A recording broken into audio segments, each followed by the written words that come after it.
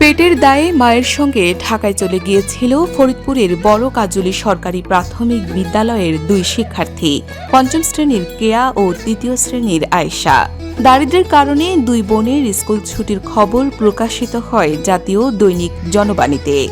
সংবাদটি প্রশাসন ও শিক্ষা বিভাগের নজরে এলে তাদের পরিবারের সঙ্গে যোগাযোগ করা হয়।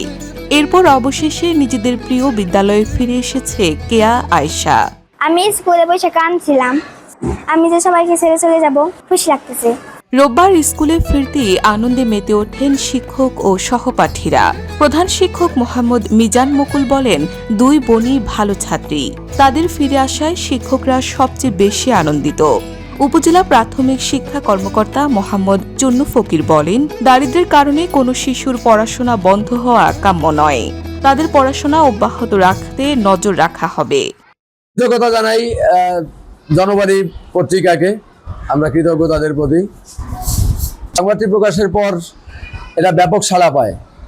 ইউনুস স্যারের এই তাৎক্ষণিক পদক্ষেপের মাধ্যমে আমি সহযোগিতা করি মাত্র, তাদেরকে চিহ্নিত করতে পারি তারা ভাঙা চুমুর দিতে আছে, সেখান থেকে তাদেরকে ফোনে আহ্বান করি এবং তারা গতকাল বেলা 2টার দিকে বিদ্যালয়ে এসে উপস্থিত হয়। কেয়ার সঙ্গে প্রধান শিক্ষকের রয়েছে বিশেষ স্মৃতি।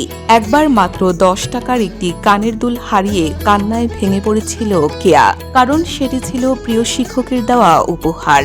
দুই বোনের ফিরে আসায় এখন শিক্ষক ও এলাকাবাসীর প্রত্যাশা, অর্থের অভাবে আর কখনো যেন তাদের পড়াশোনা বন্ধ না হয়।